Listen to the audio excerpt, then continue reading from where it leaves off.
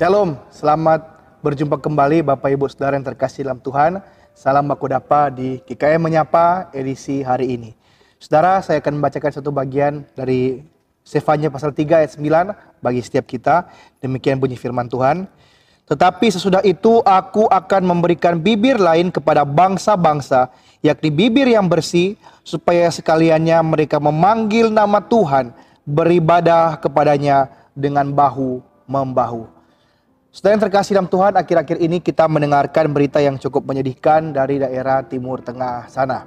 Di tengah konflik Rusia-Ukraina yang belum kunjung reda, muncul kembali konflik bersenjata yang besar antara negara Israel dengan kelompok bersenjata Hamas. Ya. Di tengah doa-doa yang dipanjatkan agar konflik ini segera reda dan tidak lagi memakan lebih banyak korban jiwa dari kedua belah pihak, muncul juga beberapa opini, komentar, bahkan kecaman dari berbagai kalangan yang mengecam baik pihak Israel maupun pihak Hamas, bahkan Palestina secara keseluruhan. Meskipun Presiden Palestina sendiri mengakui Hamas tidak mewakili Palestina secara keseluruhan. Dan dari komentar-komentar tersebut tidak bisa dipungkiri yang lebih bersifat pro-Israel itu kebanyakan berasal dari kita, kalangan Kristen. Saudara, saya bisa memahami hal ini. Pertama, bagaimanapun akar iman kekristenan kita itu tidak dapat dipisahkan dari bangsa Israel sebagai umat mula-mula yang menerima perjanjian dari Tuhan Allah. Ya, Abraham dan keturunannya itu adalah orang-orang yang di masa perjanjian lama dipilih secara khusus sebagai umat pilihan dan pembawa berkat Allah bagi bangsa-bangsa melalui pengajaran Taurat dan ibadah bait suci mereka. Itulah sebabnya kita tidak peduli ya terhadap bangsa Israel ini. Malahan kita dinasihatkan untuk berdoa bagi kesejahteraan Yerusalem ya, Mazmur 122 ayat 6.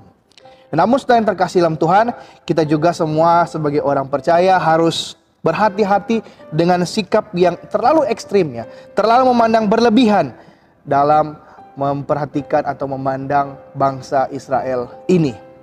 Bangsa Israel memang adalah umat pilihan Allah. Tetapi sejarah dunia ini bukan berpusatkan kepada perjalanan jatuh bangun bangsa ini, saudara. Allah pencipta dunia ini memiliki rencana yang lebih besar melampaui kebaikan atau kesejahteraan satu etnis tertentu saja, sehingga menjadikannya suatu bangsa yang eksklusif daripada bangsa-bangsa yang lain. Itu bukan merupakan rencana Tuhan. Itulah yang dibuatkan dari bacaan ayat yang kita baca tadi, saudara. Ayat yang dinubuatkan melalui Nabi Sefanya ini adalah visi besar Allah bagi seluruh dunia sejak dari permulaan. Di tengah sikap umat Israel yang cenderung egosentris sehingga mengabaikan tugas mereka sebagai pembawa berkat Allah bagi bangsa-bangsa, Tuhan mengingatkan lagi bagaimana kerinduan Dia yang lebih besar itu pada akhirnya akan dinyatakan.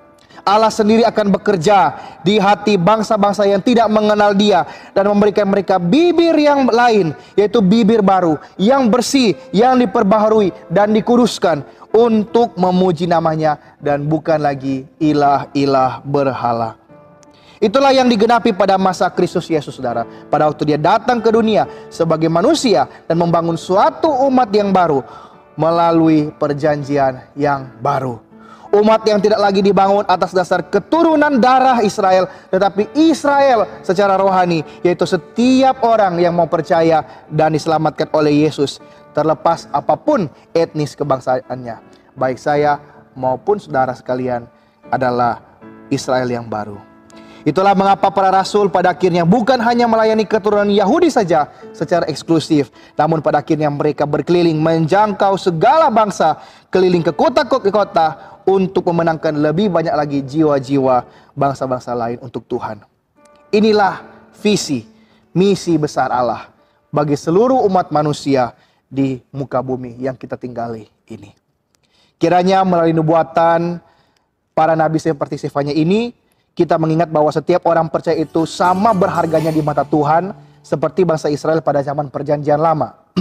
Sebagai umat perjanjian baru, orang-orang Kristen yang ada di Palestina itu sama berharganya dengan orang-orang Kristen yang ada di Israel maupun di Indonesia.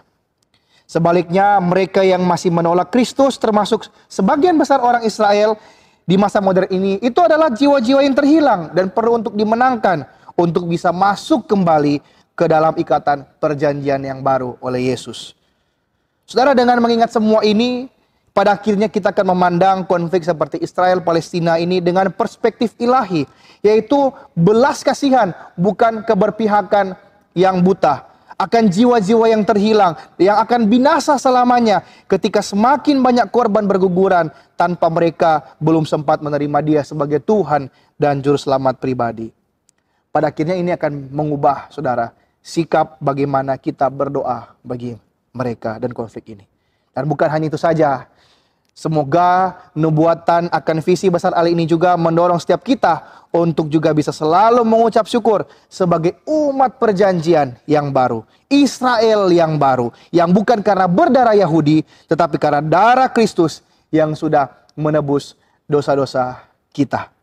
Dan pada akhirnya pun, ini akan mendorong kita untuk tetap terus semangat, memenangkan semakin banyak jiwa yang belum percaya kepadanya, agar supaya harapannya semakin banyak orang boleh dimenangkan, boleh berbagian menjadi umat pilihan Allah yang baru di dalam gerejanya. Selamat beraktivitas Bapak Ibu Saudara. Tuhan Yesus memberkati kita di sepanjang hari ini. Amin.